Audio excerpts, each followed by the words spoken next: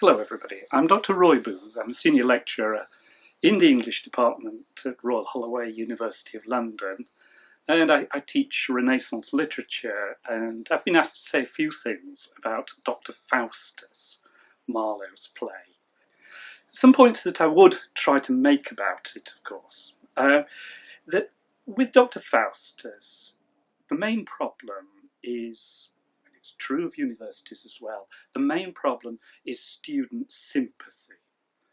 That Dr. Faustus is very easily dismissed as a tragic hero for being selfish, for being foolish, for being amoral, anything. And the students have made their minds up very quickly.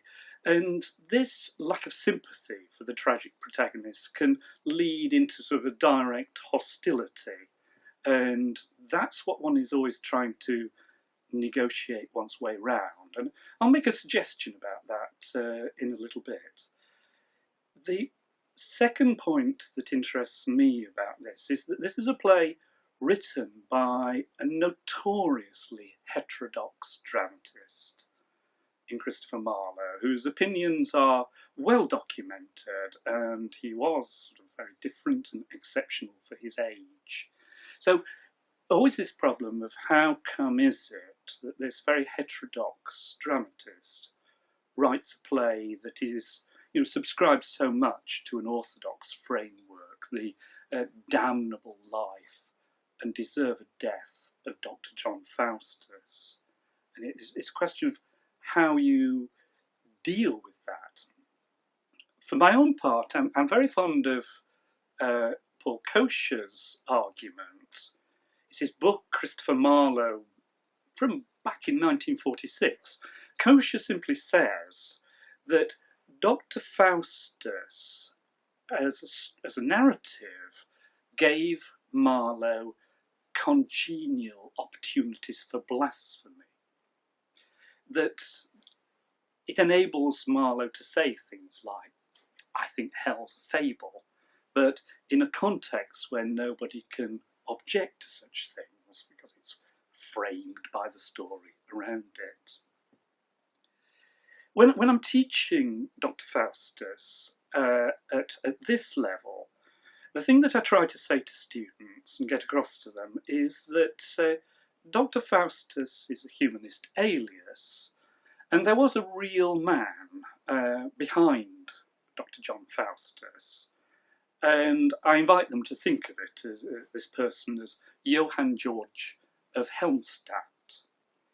And so what I do with certain passages, you'll be aware of how Faustus has that habit of self-naming, of Iliism.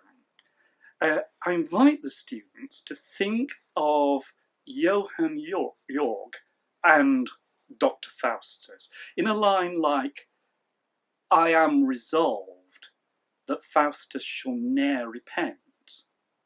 I'm inviting the students to see that I understand that as Johann Georg, and resolved that Faustus, this new me, this alter ego that I have assumed, is never going to move backwards on what he's decided to do. That I suppose what I'm saying is that the sympathy here is with a character who's forcing himself onward, has decided to be this thing. That marvellous line where he says, now go not backward, no Faustus, be resolute. Fabulous line, full of negatives, that you can read it as Johann Georg's terror that he might revert to being an ordinary person, that he must try, of course he's terrified at where being Faustus is going to take him, but against that terror is the thought of how awful it would be to go back and just be an ordinary man again, so he has to go forwards.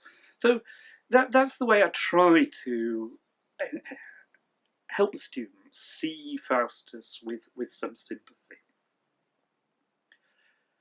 I've got a group of students going with me to Stratford next February because the RSC have a production going, and I suppose some of you will end up with your students seeing that. And I have to say that I will go along without very much hope that I may be surprised, that it may be terrific, this forthcoming production, one would hope so. But all too often, Doctor Faustus is played in theatres that are over-safe, with actors who are sort of self-admiring and self-congratulatory. Productions that have no edge of danger to them. In the 17th century, small boys were recruited off the street outside the theatre, who will be a devil on the stage and see the play for nothing. Recruited off the street, given costumes and fireworks, and set loose.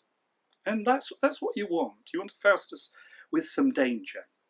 And so the final thing that I'd recommend you to do, and you need to be careful about this because this is video material that's recommended only for over 16s, but on YouTube, if you Google for this Romanian film director's production, it's a production of Goethe's Faustus. It's the same story.